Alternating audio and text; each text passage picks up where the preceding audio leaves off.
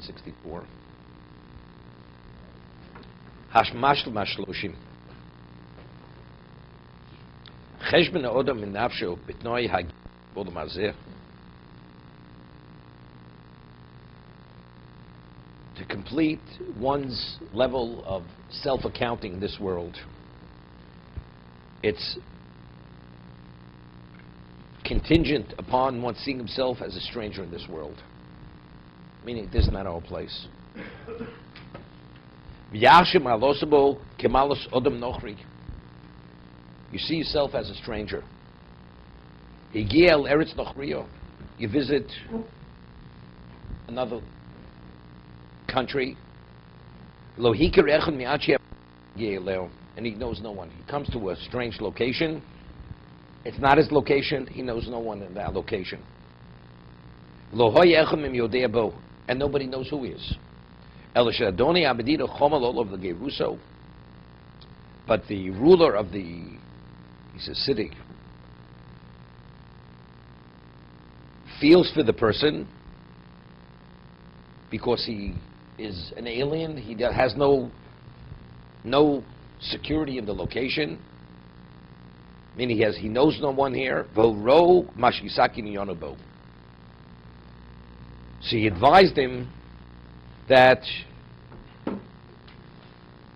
he says, how to rectify his situation there. And he gave him his daily fare.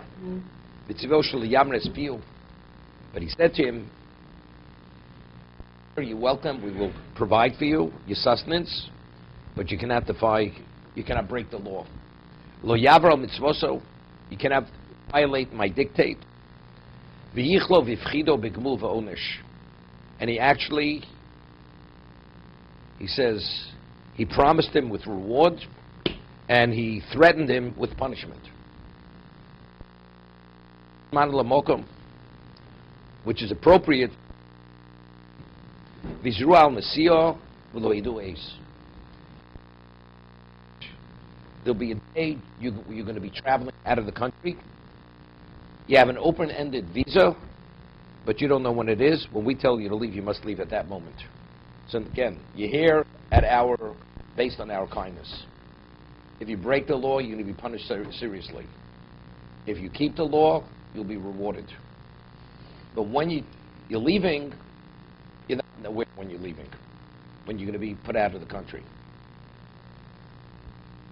Not even the 24-hour notice. Suddenly, you're out.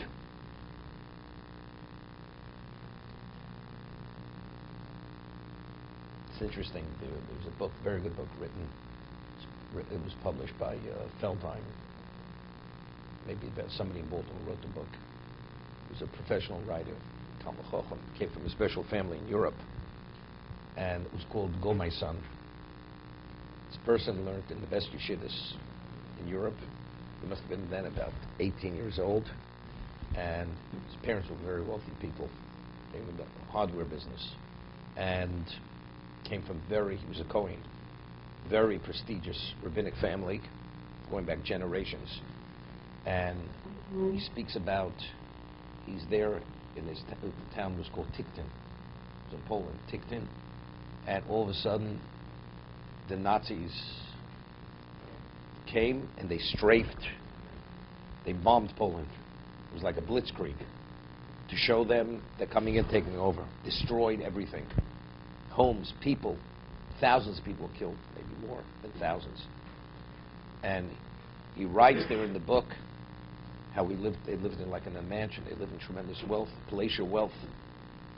The house was destroyed. Its furniture, everything was in shambles. And he had an 8-year-old brother where a piece of shrapnel hit him in the forehead, and he was holding his brother, and how he just bled to death. And how in a second, the sun, as brightly as it was shining, turned dark, a level of darkness. You cannot imagine what that level of darkness was. In a second. And it was a different world. And he was young, his parents were older, slightly older. His parents said, just go. And he went, they said, it's a question of survival, you have to leave. This is what we see now. And he survived miraculously the war, what he went through. Went through many things. I'm just saying, in a second, checkout time, you never know when checkout time is. You're in an alien country, foreign country. The rule is kind. As long as you abide by the law, he will provide for you whatever amenities you need to succeed. If you should violate the law, you can be seriously punished. But when you're going to be put out of the country, your visa, when it expires, only we know, you don't know that. But when it expires, you're out instantaneously. And that's exactly what the reality of life is. You're here at God's good graces. You violate it, ultimately there's going to be a reckoning. There's going to be reckoning. Even here there's reckoning. There there's reckoning. When is checkout time? You never know what checkout time is. You may believe you're here forever, but you're not here forever. You know, it's interesting. We find that a person has a slave or buys property. When Yovel comes, everything returns to its original owner. You purchase a piece of property, 49 years, Jubilee comes, everything returns to its original source. It's not simple. You know, you own something for 49 years. It's the majority of a person's lifetime. To relinquish your ownership, your mastership, it's not so simple.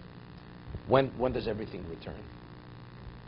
When do you blow the shofar and you proclaim freedom in the land? Yom Kippur. Can you imagine? Yom Kippur, the most solemn, holiest day of the year. We talk about material returning to its original owner. The answer is because only on that day are you sufficiently detached to have things in perspective that you understand what is important, what's less important. During you say, you have to release it. It's not so simple. It's mine. I invested my life in this. I grew up here. This is mine, I'm attached to it. Not so easy to detach. Yom Kippur, that's when you detach. Everything returns in Yom Kippur. Gemara tells us in Brachos that when a tzaddik leaves this world, it's like taking a hair out of milk. That's how easily the neshama detaches from the body. Glides right out. But a Rasha, when he leaves this world, it's like tearing wool out of a bramble bush. That when the sheep, they come out of the water and their fleece gets caught in a briar bush, and it's intermingled, how do you take it out? It's not simple. You have to literally tear it out. And some of the wool remains behind. A Rasha that his neshama is so intertwined with the material, his soul has to be ripped out of him, literally. And that's why it's tremendous, tremendous pain. The tzaddik transition is very easy transition, because even in this life, he lived a life of spirituality. So this is a more advanced level of spirituality. But the Rasha, it's not that. But that's exactly what we're talking about. Are you a stranger, or you're more than a resident? To be continued.